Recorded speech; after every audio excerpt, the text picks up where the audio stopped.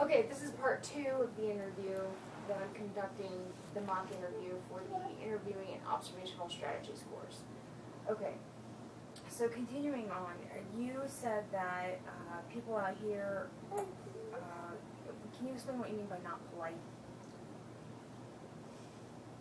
I think people out here are more polite than they were where I grew up. See, I grew up in a town that has a very big gang problem. Okay. There's a lot of gangs. There's a fairly high amount of violence. Growing up in that environment, it's just kind of expected that there are certain levels of aggression that are acceptable. Okay. Um, Do you have an example of that? well, yes, it leads people to be very direct in their dealings with each other. Okay. If I were to feel that somebody was disrespecting me, or somebody was laying hands on me, or somebody was trying to take what was mine, or hurt someone I cared about, it would be acceptable for me to confront them verbally, and if that escalated into a physical confrontation, i.e. somebody gets knocked out, Mm-hmm. this was not only socially and the circles I grew up in, this was not only acceptable, this was expected. Okay. You had to do this to make sure that they didn't try to mess with you more often. So aggression and violence were expected where you came from? Certain levels, yes. Okay. And it just doesn't work as well out here. I feel sometimes lost in social situations. Because what my mind is telling me, and my experience is telling me is a proper, legitimate response, is seen in a completely different light out here. Okay. When I first started school, I had a public speaking class. I was there in the morning. After class, I was talking with one of my classmates, and this other guy who I didn't know, I think he was just bored, tried to interject into the conversation. And I was waiting for my ride, so I kind of tolerated his presence. I wasn't really paying too much attention. I was kind of hoping he'd take a hint and leave, because he was really boring Okay. and just wanted to whine about his class load. Okay. I had other things on my mind and didn't really I don't want to deal with your problems, dude. I got enough on my plate. Mm-hmm. Well, he started cracking jokes, and one of the jokes that he made was at the expense of my wife. Okay. Now, this struck me in a wrong way. Okay. He doesn't know my wife. He doesn't know my family. He doesn't need to be bringing this up.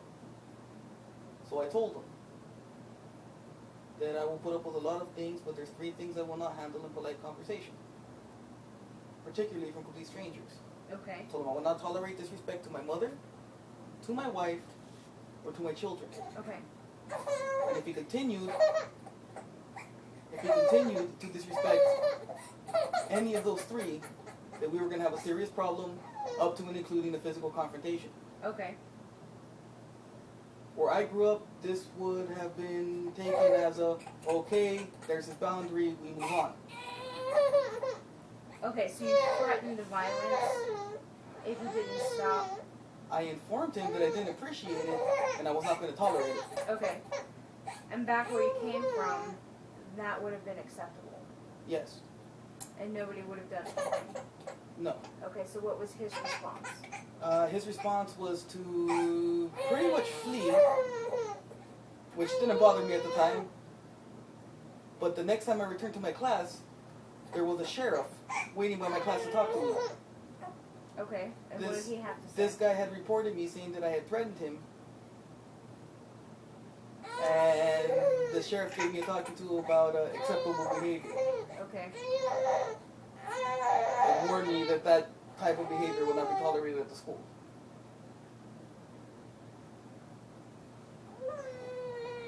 So apparently that's acceptable out here. To me, this seems ludicrous in the extreme. Okay, and have you ever in California where you came from had a cop come talk to you about acceptable behavior in this kind of way? No.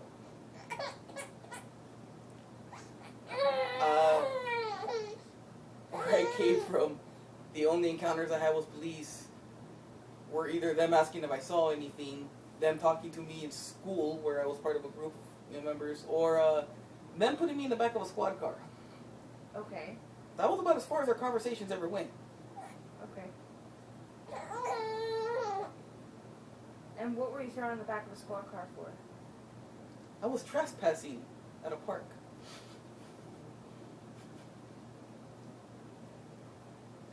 Can you elaborate a little bit on that? I was trespassing on a baseball diamond, the Little League baseball diamond. Was it private property? Apparently. Okay. Did you know it was private property? I'd never seen a sign there. Kids used to play there all the time. How old were you?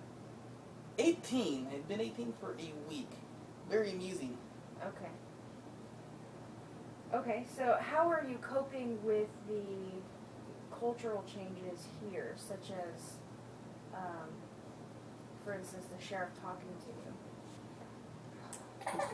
Well, I remind myself I'm not in Kansas anymore and continue on with my life. Okay.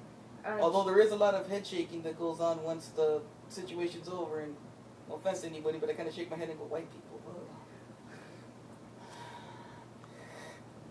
Okay. I never thought I would miss the cholos.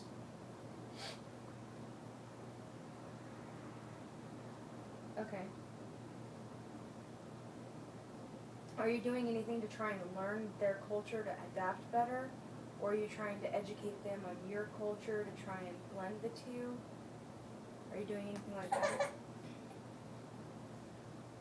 I don't know what there is to do. When in Rome, do as the Romans do. Okay, so you're trying to more adapt to them instead of... I'm dealing with it. It's really not... There's a couple of key major differences. The direct confrontations apparently aren't as... Or they're seen more as a lowbrow entertainment here. I don't know. Okay.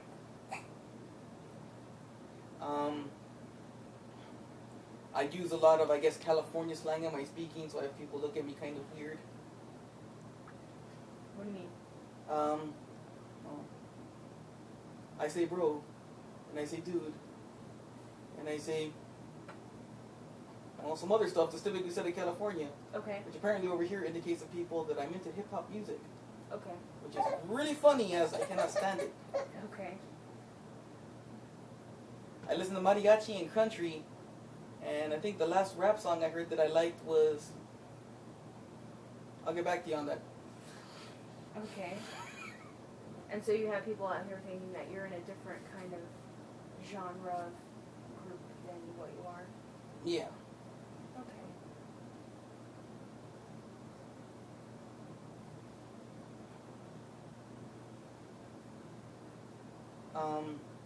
That and there is no good Mexican food in this place. I cannot find a good tamal to save my life.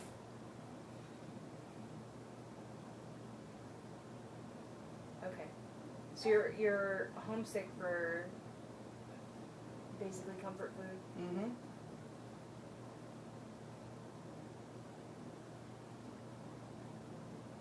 I can't even find the familiar brands that I used to use in California out here, because apparently they're all West Coast, or a lot of them are West Coast or Midwest, not Midwest, Southwest Okay. chains. Have you tried hooking up with any of the local Hispanic community here? In a limited fashion. I just, for the most part, I don't have time. We only have one car, Okay. so between homework, taking care of the kids, and then my wife's using the car to go to work, I'm kind of limited in my circle of acquaintances to direct neighbors and folks that I interact with at school. Have you tried dropping your wife off so that you would have a car then? No. Okay. Is that an option for you? Are you serious? Gas is like $4 a gallon. Forget all that noise. I can think of a lot better things to spend the money on than gas, so I can have the car. Okay. Okay, so are there any other stressors going on for you?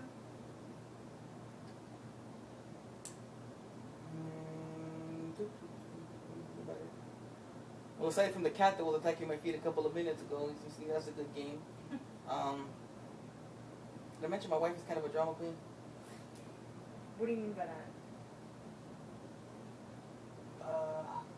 Well, my wife, she historically has rough pregnancies. Okay. The pregnancies are hard on her. Okay. But just between you and me, every single time she stubs her toe, it's the end of the world. Worst pain in her life. She's dying. Okay. What kind of troubles has she had in the pregnancies that are true troubles? She does have a history of oh, what do they call it? Word jumped in my mind was anorexia, but that is not the case. It's anemia. Okay. She gets gestational anemia, iron deficiency, Okay. and has to get transfusions, which of course use really big needles. Okay. Any other problems with pregnancies? Premature delivery, premature labor. She's yet, I mean, both of our children we have now, we were in there at least 3 times during the pregnancy to stop preterm labor. Okay. And this current pregnancy, have you had any problems? Aside from being told I need to find new New Year's Eve plans, all the usual stuff.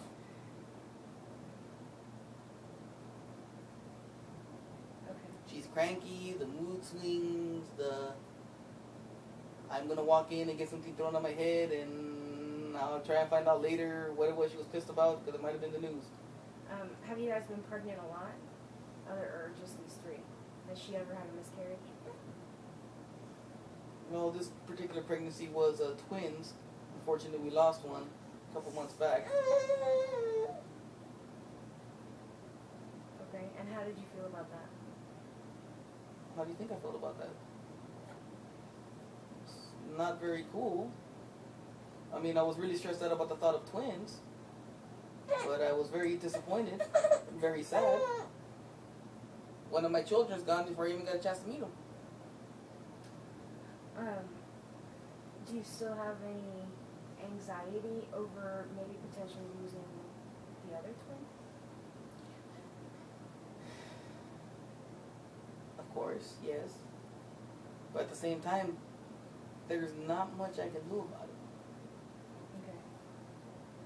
Okay. My psychology class, I don't know if we already covered this interview, but my psychology class, they gave us a stress test Yeah. that measured major life-changing events. And what they classified as a life-changing event was moving, relocating, starting school, ending school, finals, getting married, a pregnancy, a birth, Okay. Major medical event, which apparently preterm labor counts as. Okay. According to this test, I should have committed suicide about 2 months ago. The average person is supposed to have 2 to 3 life-changing events in a year. And according to this test, in the last 2.5 years, I've had 30. Okay. Do you feel suicidal? No, Okay. not in the slightest. Okay. To be completely honest, I'd be a lot more likely to take out my aggressions and disappointment on someone else than to ever kill myself. Or the video games. Or the video games. Okay. Okay. So I think we have a good start here. What we'll do is in the next few sessions, we'll try and start with how you can cope with these, maybe managing each individual problem or stressor by itself and handle it in small chunks because obviously you have a lot on your plate.